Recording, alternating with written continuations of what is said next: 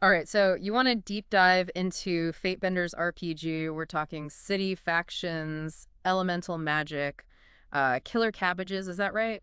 Don't forget the cabbages. Yeah. Deadly serious about those Oh, cabbages. it sounds like my kind of game, honestly. And it seems like you're after something story-driven, but maybe with a lighter rule set. Yeah, let's crack this rule book open and see what we've got. Definitely story-focused, and the combat's quick and tactical, just what you're looking for. I Right. think what grabbed me right away is how they weave character goals right into the adventure. It's not just like, go kill this. It's, how does this goal you chose affect the way you approach this problem?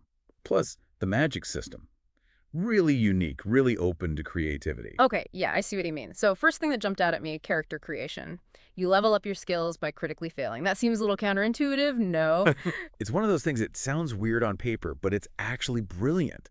Think about it. Every scar tells a story, right? Every time you roll a critical failure, it's not just a setback, it's an opportunity to develop your character. Plus, it encourages risk-taking, which is always a good thing in a game. That makes sense. So it's not just about checking boxes on a character sheet. It's about really embodying your character's journey. Exactly. And that feeds into how they handle stats, too. You choose a profession, soldier, thief, mystic, whatever, and that sets your baseline. So your background isn't just flavor text, it's mechanically built in. Oh, that's interesting. So you're not just a collection of numbers. You're a living, breathing character with a history. Precisely. It really streamlines the character creation process without sacrificing depth, which is a tough balance to strike. I can see that. Now, what about this magic system?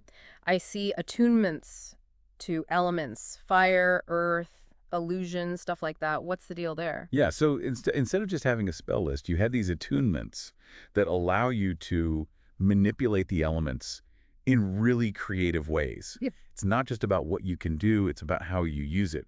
Imagine you're a fire-attuned bard, Right. right? You could create these incredible sonic illusions while literally setting the stage on fire. Okay, now that's a visual. I'm already picturing the campaign possibilities. Right. It just opens up so many possibilities. But, it also raises some interesting questions, like how much is too much power? How does a GM handle that level of magical influence? Good point. I mean, the rulebook does mention GMs adjusting the prevalence of magic to fit their world. They even talk about the possibility of, get this, attuned animals. Oh, wow. Now that's interesting. Right. Imagine an illusion-attuned cuttlefish. Talk about the ultimate stealth predator. That's a whole new level of ambush. And that really speaks to the beauty of this system, right? It gives you these great tools, these prompts for your imagination, but it doesn't box you in. You want rules light? This delivers. You want a world where magic is everywhere? Go for it. You want something more grounded? Yeah. Totally doable. It's all up to you. Speaking of rules light, let's talk combat. No hit points. That caught my eye right away. When I first saw that, I thought, okay, how does this work? Then I saw the wound and fatigue system. Yeah, that's what I'm talking about. Keeps things moving. Instead of chipping away at hit points, you're managing these resources, stamina, your ability to take a hit. Every action has a cost. Every injury, it all adds up. So every decision has real weight to it. Do you push your luck, knowing it could lead to a nasty wound?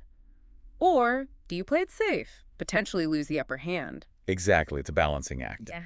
And because you're not bogged down in hit point calculations, the combat flows so much faster, which, again, sounds like what you're looking for.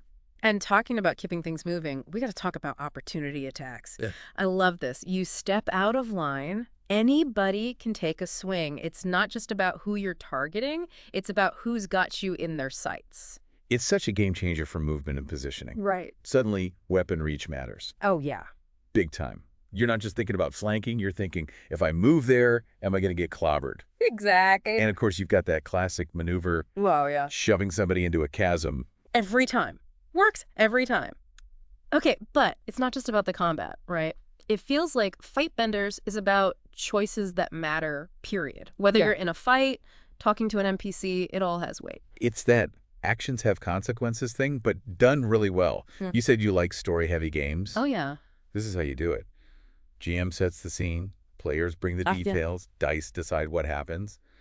But those player choices, They drive it all. they drive everything. I love how the rulebook talks about showing, not telling. Instead of saying, the guard's suspicious, it's like, no, just describe the way he looks at you. Describe the way he grips his sword a little tighter. It's about making the players work for it a little, right? Yeah. Instead of just handing them information. Become a detective. Exactly. Figure it Makes out. the world feel real. Love it. Okay, the descriptive decks.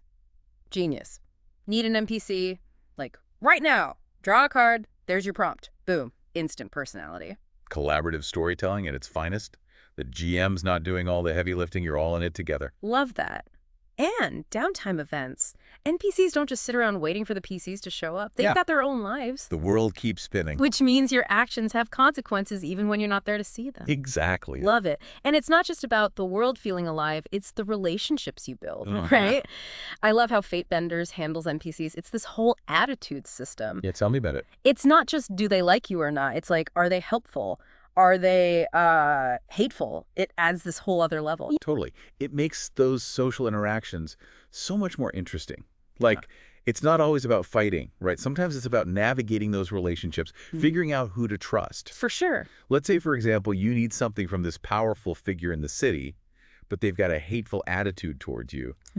Suddenly, your whole approach changes. Yeah, you can't just barge in, sword swinging. You gotta get creative. Right. Do you try to win them over?